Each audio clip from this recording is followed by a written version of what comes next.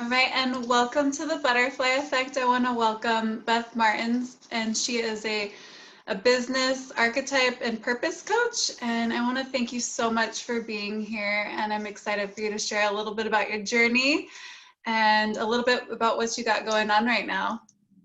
So thank Very you. good. Thank you. Yeah, thanks for hosting me, Carissa. I really appreciate it a lot. So if you like, I can share a little bit of my story, how I came to be doing the work that I am today. Yeah, I would love that. So I was born and raised in a family that ran a business. So by 10 years old, I was already employed. We were like licking stamps and stuffing envelopes and that kind of thing. And after university, I decided I was going to go to work with them full time because my degree actually didn't qualify me to do any work. So I thought, okay, I still have to earn a living. I had a bad habit of going to India every single year to study with a guru on a mountain. And I needed to support that habit, literally. I was just looking for a way to earn a living that was going to fuel my spiritual journey. And so I went to work with them by the age of 25, I was the vice president. But by the age of 29, I was really sick with a stage 4 lymphoma. I had to completely quit and walk away from that work. I, over the course of 3 years, fought for my life. And then it wasn't until I was told I wouldn't survive, I was offered a stem cell transplant. And I'll say magically found the work that I now am connected with in archetypes. I had studied about archetypes in university, but never learned to apply them to myself in a way of healing and self-discovery. And I really needed to know at that point why I was sick, because I'd done everything right for 3 years in a row. Nothing was working. I was still a dying person. And when I discovered the one archetype that was super out of alignment for me, the rebel archetype, by the way, I was able to see the blind spot that was sucking the life out of me. I was losing all of my life force to it. I tweaked it, and I went from being a dying person to a living person practically overnight. So that really proved to me how powerful that work was. It's not that archetypes are powerful, you're powerful. We are powerful. And then nearly any tool that you use, if you really apply it, it's going to work. But the reason that archetypes are special is that they give you a certain precision that nothing else can. So people tend to know they're stuck, but they don't know exactly where they're stuck. And sometimes, unless you can see that exact thing, there's no way to address it or let go of the energy that's tied up there. Yeah. And I just went on from there. I taught yoga for a number of years and meditation and did workshops and started to offer the work in archetypes. And then I flipped it entirely. I turned back to business. I realized how big a passion I have for women entrepreneurs and entrepreneurs in general, that are really courageous in putting themselves out there, doing the thing that nobody else is doing because it's their thing. So I studied a lot of different kinds, much more feminine based business style rather than the masculine thing that I came from, which is not wrong, but it's just, it's more corporate, it's more mass marketing. And so I studied more about niche marketing and tribe building. One of the things I discovered when I thought I was dying at a near-death experience during that 3 years, and I realized at that time that sacred purpose is not just something that is going on here in our own systems, it's how you are intimately tied with humanity. So it also includes your people and who you do your thing for. So that really has connected me with my tribe, and it's a continuous evolution. A couple of years ago, I went through the tragic loss of both of my parents within a couple of years of each other. That birthed a whole other level of my business. And while I had been working with archetypes, I had never worked with the hero's journey. And all of a sudden that came into my awareness in Technicolor. And it became actually the seeds of my book, which I have just finally published. It is brand new. Yay, my book is born. Congratulations on that. I'm excited for you. It seems like it's been a exciting part of your journey right now. Yes, totally. And it's a monumental scale. I'd never done a project that big at all. And it's really tempting to quit every day. You're like, I don't want to do this anymore. Yeah. Well, I love that. And I'm so excited that you got your book out. And I love so much of what you stand for. And I love for you to share a little bit, if you could, about like some of the archetypes and anything that you think might be valuable for people to hear that they might be able to relate to, or even just some of the people that you've worked with and supported on their journey through the archetype work that you do and coaching people. Absolutely. So, just in case your listeners haven't heard of archetypes before, because it's still a relatively new thing in the spiritual world, they are, and the way I see them, it can be different. Even if Carl Jung and I had a discussion right now, we might not agree on it. But I don't treat archetypes to be alive. They are, the way that I describe it, a kind of blueprint of your life purpose. So it's your emotional blueprint, it's your spiritual blueprint. It's the reason that identical twins can have very different personalities. It is a measure of personality at the most surface level, but when you get really deep down into it, it's the soul's purpose. Yeah. It's the thing that I experience it as a contract, a kind of agreement, a sacred contract that Carolyn Myss coined that phrase, or used it anyway in her book. That was the book that saved my life, by the way. I picked that book up off the shelf, and it was my window into this archetype work. So to me, it's that archetypes, again, are not alive. You don't call on archetypes. To me, when you call on stuff, you're actually just opening doors for demons and all the nonsense stuff to happen. It's more like you're listening for your calling, what's calling you through that archetype. God is calling you through that archetype, saying, do this, you must do this. This is your mission. And nearly everybody has that feeling like, yeah, I know I'm being called for something, but I'm afraid, or it's outrageous what God is asking of me. I always felt that, like, God is outrageous. That's too tall an order. I can't do that. You can't make me. That kind of thing. People are often really frightened of their callings, and then they're also frightened of not knowing what their calling is. Both are equally urgent. And so when clients come to me, they can be at a variety of different stages. Very typical with women is that they would have a lot of skills, they would have a lot of talents, maybe they have a grocery list as long as their arm of certificates and degrees and ways they've trained themselves, but they feel like they're going in every direction, and they don't have a sense of focusing or concentrating on maybe if it's their thing, they're still searching. Are you my sacred purpose? Are you my sacred purpose? Like this. And so using the archetypes, you can get down to a very essential quality. Who are you? And in the context of who you are, then it's about pulling together all of those interests and skills and degrees and seeing how are you actually one person, which is, I think it's kind of funny because that's how we naturally are. But because we live in such an unnatural world, we're all getting split up into a variety of identities. Yeah. Also, the most normal life is traumatic. Trauma splits consciousness, where we don't have a sense of being connected to every part of ourself at all times. It's a little bit like altars, but maybe not so extreme. And it's just, you feel like you're multiple everything.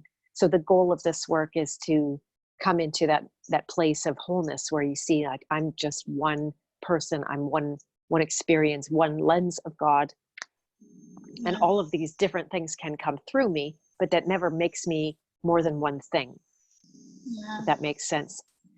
If I use a couple of examples so there was a woman who came to me who had actually suffered incredible traumas in her life, like beyond, unfortunately, I can't even repeat to you what she'd been through.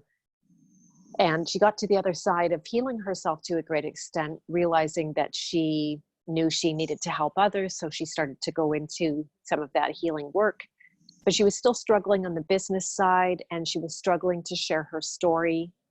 So by working with me, she not only got the tools of how to be in business, how to build high-end packages, how to build a system for her people, but she also realized that, what she had been through really was a pleasure killer. I have to say, that it would, when it comes to sexual abuse and all the things that's so damaging. I know a lot of women have been through that. I'm a Me Too person myself. And so she built a business that really was about helping those trauma survivors to reinstill pleasure in their life. And that was very much connected with the hedonist archetype. So the hedonist is one that tends to get a lot of bad press, that we think of that word as negative all by itself, and that people who are hedonistic are just, only care about themselves, and they're addicts or they're hungry ghosts. And yes, that actually is the shadow of that archetype, but there's so much beautiful things that I'm sure a bunch of your speakers on the summit have talked about this already, that pleasure really is a direct path to God. It is a way to become realized. So she built services that were helping her clients to reclaim the powerful side of pleasure. So that's one example. If I think of another client, she was a personal trainer and a nutritionist when she came to me, and she'd also survived a serious life-threatening illness, and always felt in her profession like she couldn't give enough of herself. She was, as a fitness trainer, she'd be going through the reps. As a nutritionist, she'd be just like, measuring the fat on the side of their body and all kinds of stuff that she knew she could help them more. And she had a vast body of knowledge that wasn't related, or so she thought. So in working with me, uncovering her archetypes, she discovered that, and this was more of a money archetype system. She discovered her connector nature that was not wanting to work with money. She didn't want to take responsibility for money. So she cleaned up that part of herself. She also had a lot of alchemist energy going on that can get grumpy about how people are maybe being taken advantage of in business, and that money's a dirty force for evil. So she cleaned up that energy, and then she went on, she pulled all of her passions and skills together and became a self-love coach, the first that I had ever heard of. Now it's become a thing, actually, that you can see there's a number of self-love coaches on the market, but she was the first one that I ever knew of, and had incredible success because all of a sudden she could use everything. She was that whole being, and the work was powerful. She gets incredible results with her clients. I cheer for her to this day. It's been maybe 8 years since we worked together, and she's got an incredibly beautiful, thriving business that grows by the day. So just a couple of examples. Amazing. I love that. And I just think it's so neat that you work with archetypes. And I was wondering, what's your process of understanding or determining what archetype you would categorize each person that you're working with? Is it something intuitively that you, just as a knowing? It's actually a combination of things. So I'm glad you asked that. It's sort of mystical. Yes, every woman has access to their intuition in that way. And I do consider myself an archetype reader. So listening to people talk and just feeling into who they are and their general behavior or just their vibe. I know it sounds flaky, but I can read their archetypes. Also, less mystical is that each archetype has a kind of script or language that it speaks, and you can just simply learn the script and the language, and then you hear it. It's amazing. People will speak these scripts word for word. It's so incredibly consistent. No one taught them to do that, but that's the nature of the collective consciousness. It's there. And then, I just got off the phone with somebody, and they're like, "Oh yeah, money is the root of all evil." Oh, well, you're an alchemist, right? Like that's just the instant thing. And I know what they're dealing with. I know what their gifts are. I know what their shadows are. And if they figure all that stuff out too, it becomes such a fast road to, again, kind of cleaning that up and not suffering with it, unsuppressing the part of themselves that they don't like. That's the reason I was dying, because I was suppressing a very important energy, and I had decided that it wasn't good. Like in my case, it was that rebel energy. So I put my foot on top of it, and I just said, "No more. You caused enough trouble in my life. Get away." And so when you reclaim that, then all of a sudden you have the superpower of that archetype, right? So the alchemist, it's the visionary, the one who can marry opposites, the one whose ability to actually create something from nothing just by the mere thought of something. especially by emotional release. This is a huge part of my technique, that you start to gain much more self-knowledge and the archetypes express more clearly. So that's a big part of how I discover those archetypes. That, if just for a few examples, I know I've talked about the rebel and the alchemist. There's the warrior and the lover and the victim and the prostitute. The child is actually factors very big in my journey. The king archetype is really interesting. And that's one that I used to try to feminize. I actually consider myself to be a recovering feminist, by the way, which can be very unpopular right now with feminists. I had 40 people unfriend me on Facebook the other day for one post. They were so mad at me for saying that. So mad at me. But I had an awakening because after my father passed away, it inspired me to work a lot on my own inner masculine. There was things I was suffering and I wasn't able to get past them. I had trouble with my son. And so healing that inner masculine, all of a sudden, people think it's going to make them more masculine. It's the opposite. It actually made me more feminine, made me softer. And it made me, for the first time in my life, really appreciate the journey of men and what they're up against and what I consider to be a global agenda to take strong men down and out, because that's how society is held together, with strong men. Of course, strong men and strong women get together and then there's no stopping them. Yeah. So, yeah. I absolutely love everything that you're sharing about, just what you're doing with the archetypes. And I feel it, like you're totally in your purpose. And I was wondering, like it just excites me to see people in their purpose and be able to feel it. But is there anything on your journey or anything that you'd like to share about your journey that could be supportive of somebody on their journey that might be new? And, whether it's tools, that you've used that have been supportive of like awakening. What was your journey of awakening like? Have you always been a spiritual person? Since I was a young child, I had spiritual inclinations. I would have visions. I would also be visited by, right now, I wouldn't know what they were when I was growing up, but they were probably entities or demons. Yeah. That was more frightening experiences. So I'm trying to think when it very first started. In my university days, I was finishing my degree in anthropology, and I had the chance to take a Religions of India course, which I never thought I would have anything to do with India or its religion, but it of course ended up playing out that I went to India 8 times.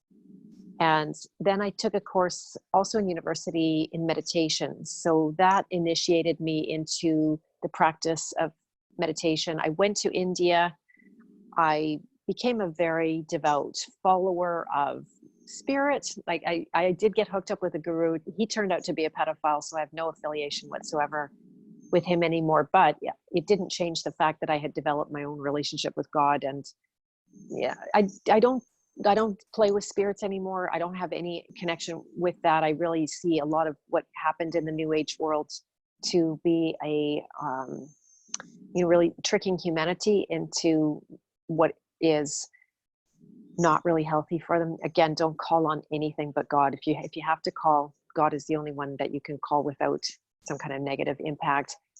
And so, yeah, it just went on and on. I had a very devout life. When I got sick with cancer, I had that to fall back on. I had that spiritual practice that was there for me. I had some spiritual community that showed up for me. And it just has continued to deepen and deepen. The archetypes were something I studied about in university, but I wasn't satisfied just to study about them.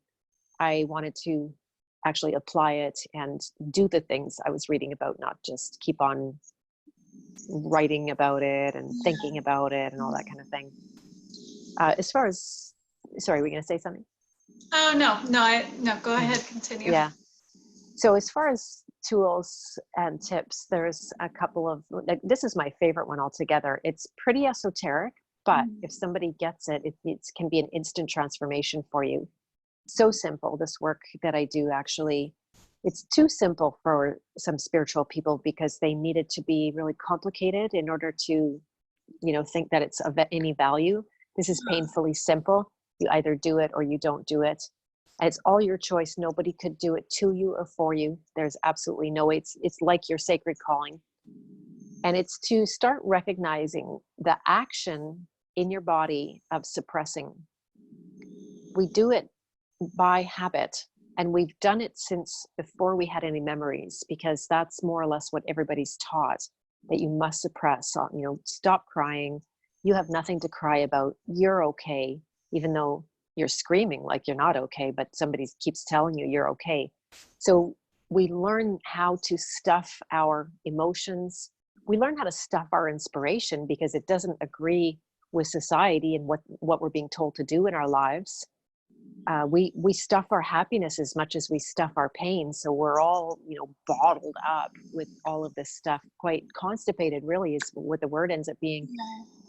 And then, so if you can start to recognize how you are suppressing and the symptoms of that, the symptoms are going to be some kind of depression, anxiety, mysterious breakdowns where all of a sudden you're crying and you don't know why, relationships falling apart, health crash like I had, all of a sudden things aren't working. Those are all the symptoms that something is being suppressed.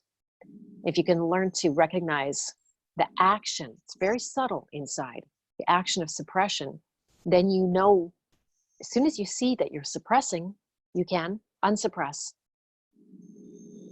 It's the simplest thing. Yeah. I think a lot of people, especially I know for me and growing up being told that I was too sensitive, and a lot of people that I've connected with having the same stuff going on, it's a lot of people are challenged with even just expressing their emotions or being who they are, being able to share who they are or even know who they are because they've suppressed so much because they're trying to fit into a box, or being told when they do express themselves that that's not right, or being shamed. Exactly. Or whatever. So I know that there's a lot of people that that's their story. Exactly. I would love for you to share. Oh, sorry, go ahead. I was going to share one more thing, just because you said it in terms of, say, people who are maybe new to spirituality in general. One more thing that's super useful is to look at the child archetype, because it does represent the beginning of the hero's journey. The hero's journey, by the way, if your viewers aren't familiar with that, because that's not necessarily a household word, it's something that the discovery was made by Joseph Campbell. And it represents a path that every single person on earth is going to walk in these steps on the hero's journey. They're going to be invited to take up their calling. They're likely going to reject their calling and just say, no, God, you can't make me. They're going to accept it. They're going to take up the fight. They're going to battle the demons and the dragons, overcome their challenges. And then it's not enough to just overcome your challenges. You actually have to return to your people with your elixir or your findings or the knowledge that now other people need. And you'll see this is like clockwork. So I have a cousin in recovery right now. He had a very bad crash. As a physician, he, unfortunately they have access to all of the worst possible drugs, and he really got taken down. It was like, oh my God, what is happening to my cousin? And now he's been in recovery for just a number of weeks. Already he's talking about turning around and helping others. Like, it's a miracle. Not only is that a miracle that he's in recovery, but the fact that he instantly wants to help others. This is the hero's journey, right? We can't just sit back and rest on our laurels. And then the beginning of the journey. So if you're wondering, where do I start? The whole thing is overwhelming. It's so big. It's like literally a monumental scale. And you'll go through the hero's journey many, many times over in your life. But if you find yourself in that place of like, I don't know where to start, I feel lost, I feel scared, I feel insecure, I don't want to be betrayed, I don't want to be abandoned. Those are the two things that the child suffers the most with. That is your place to do a lot of work, that inner child, to awaken into what can be much greater possibilities for yourself, to harness the energy of nature is a big part of that child archetype, and then to accept your calling and say, okay, yes, I will fulfill my mission, even though I have no idea what it is. Yeah. Right? That basic acceptance, that first step. And plus one more thing I'll share that is absolutely instrumental, pivotal, and you cannot do without, is a full commitment. If somebody doesn't have 100% commitment to getting past their obstacles and giving of their gifts on the other side, then I can't help them. But once you have that commitment, then you're fully qualified to do the work that I offer. Yeah.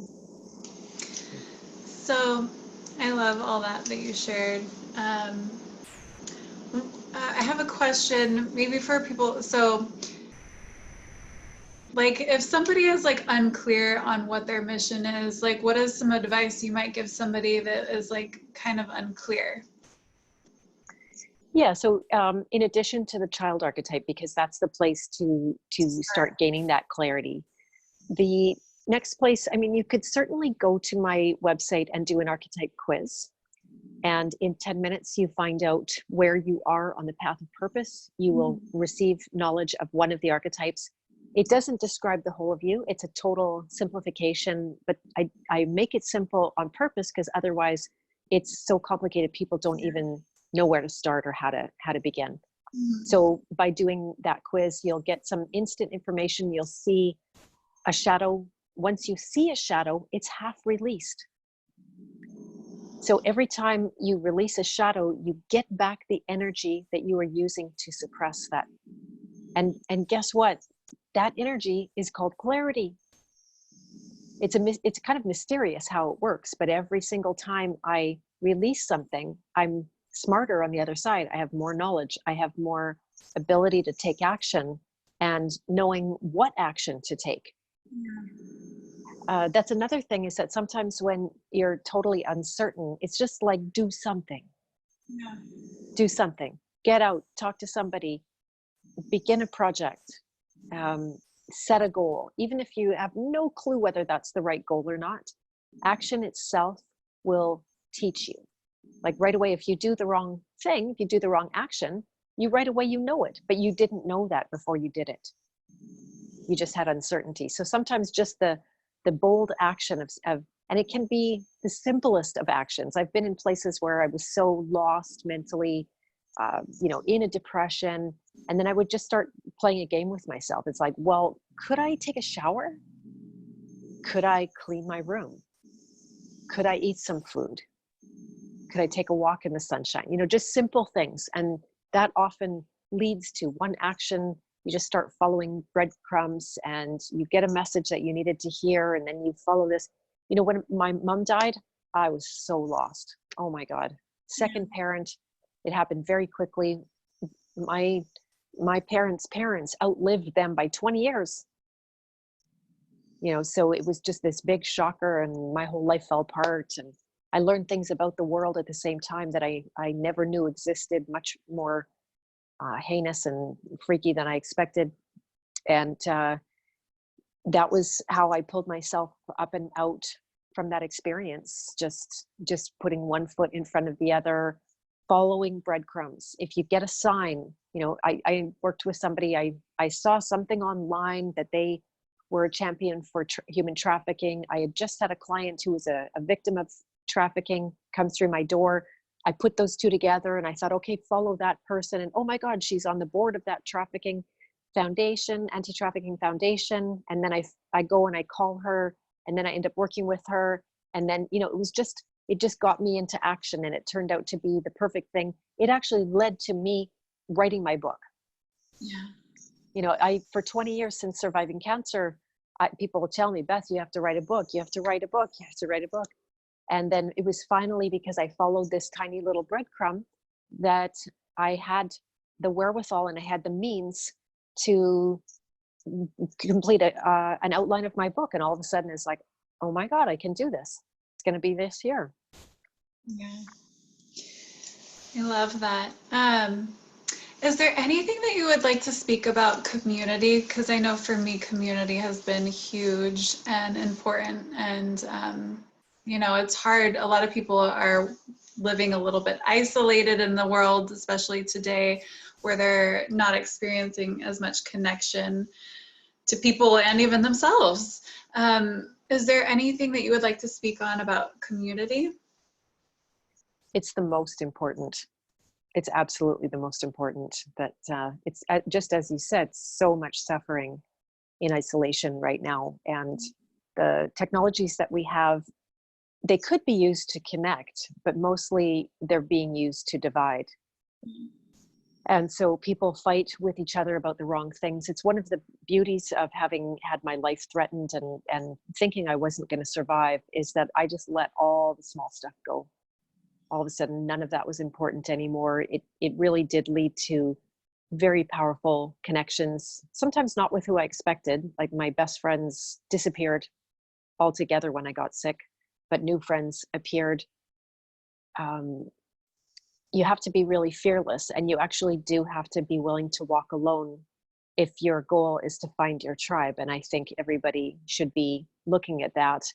Now, tribe is something that everybody wants to belong to, and there's nothing wrong with that, but there is a way that you need to find your own tribe and be the leader of it. It doesn't necessarily mean it has to be for hundreds or thousands of people. It might be even just your own family that you step into leadership, or your, immediate community, whatever it is, the scale only you know. Mm-hmm.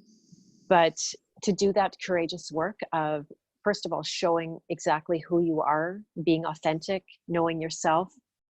Like I said, 40 people unfriend me after, 10 years of being supporting me, and I consider them tribe, and all of a sudden they're out of there. But this is, you have to, rather than, I could dumb down, I could pretend I don't know what I know because, oh darn, I'm going to offend that person, or they might not want to be my client anymore, or all that kind of thing. But you've got to step out. And I have been nothing but affirmed by it.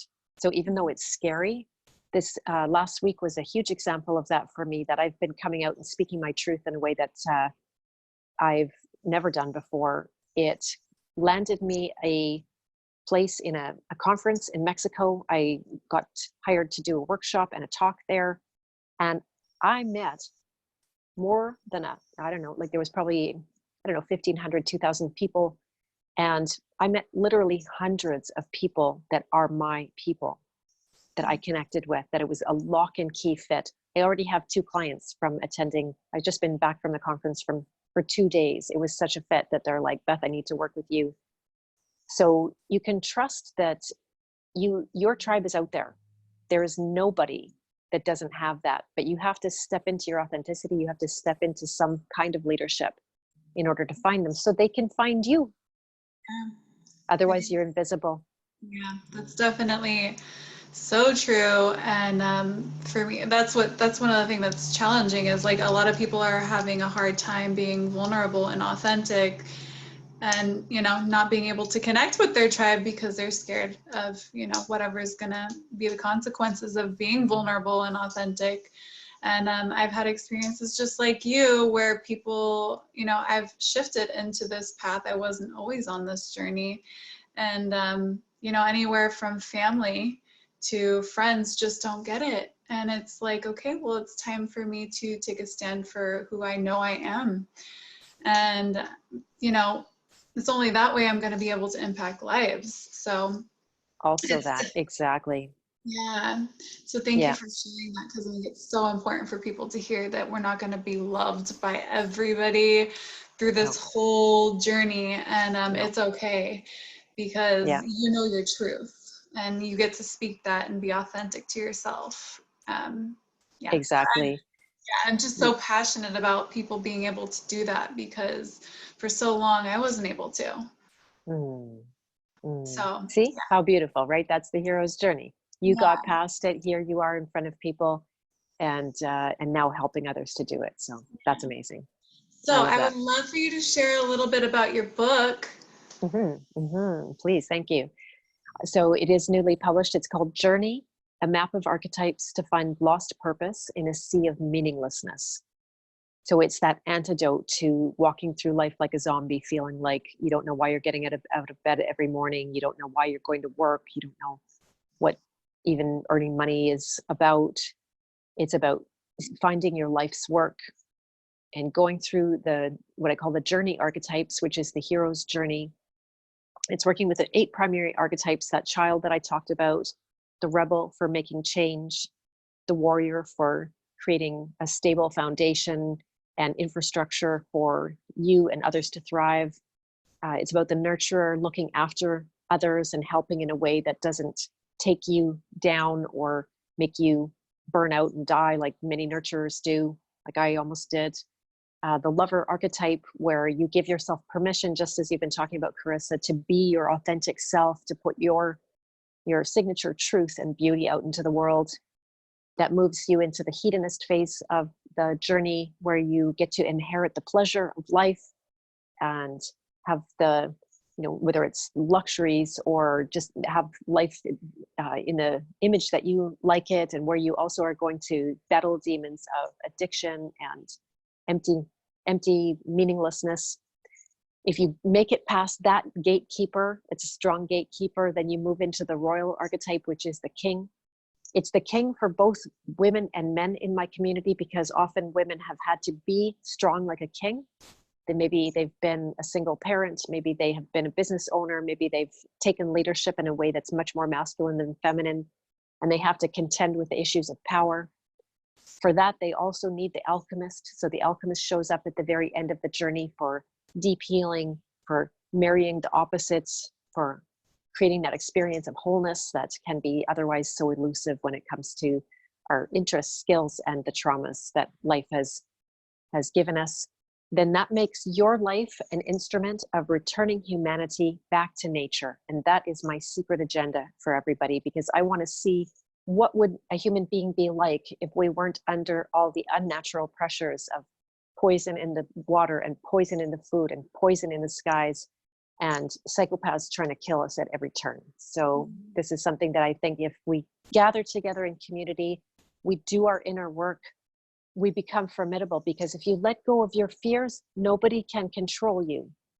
Nobody can tell you what to do. You answer direct to God through your calling. And then human beings can thrive on this earth.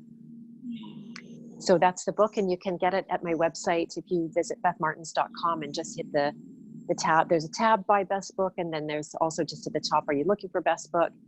And right now it actually comes with a free archetype study group that's going to be starting at the end of March. And so you'll get to attend these study groups. It's not coaching, nobody's going to be getting any work done, but it's about showing up in the energy of that archetype in community together, so that conversation can take place and people can gain the energetic support of having other people that are, maybe weirdos just like them. Consider myself a professional weirdo. So just for the cost of the book and the shipping, then you get access to this other $200 value for free right now. If you don't mind, I'll repeat that they can do the archetype quiz. So just in 10 minutes, you find out where you are on the path of purpose.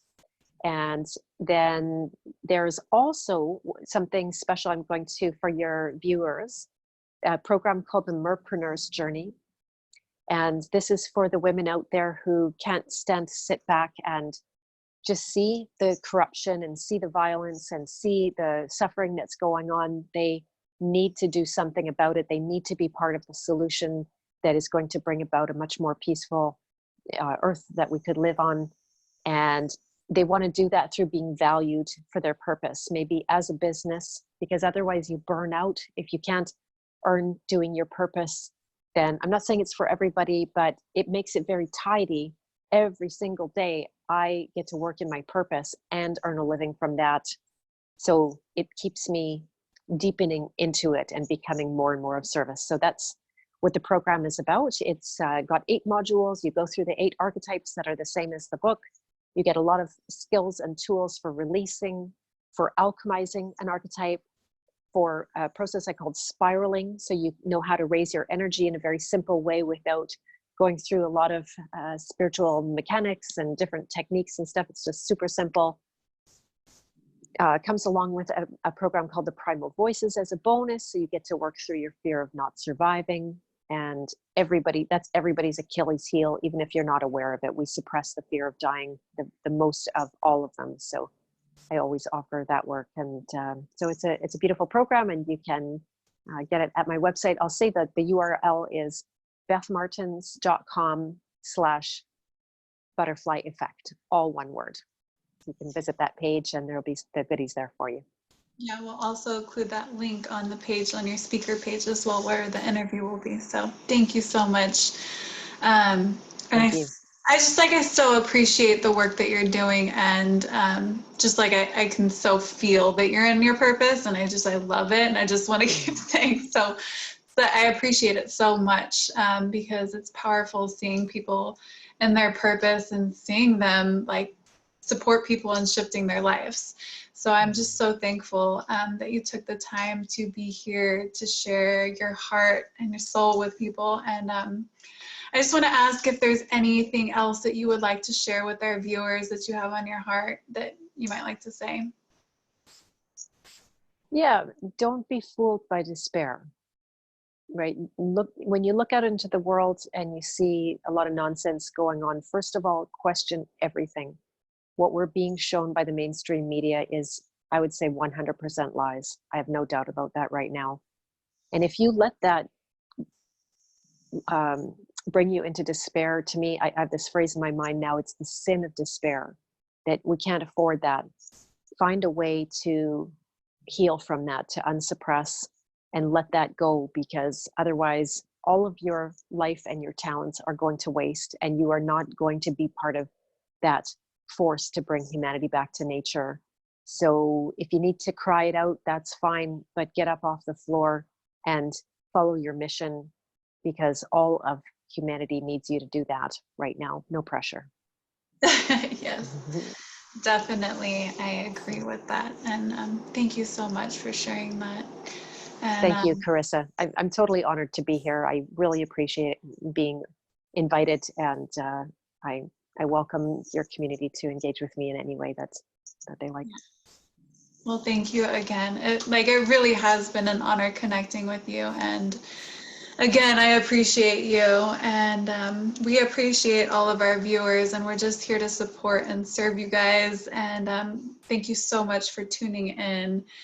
And get connected with Beth, and if you're interested in what she shared about, we will provide the link on the butterfly effect. And also she released her, I felt, just as you were speaking about your book, I felt that too, and I'm excited that you get to share that with the world, because I know it's powerful. So get her book if you feel called to do that as well. And thank you guys again. Thank you.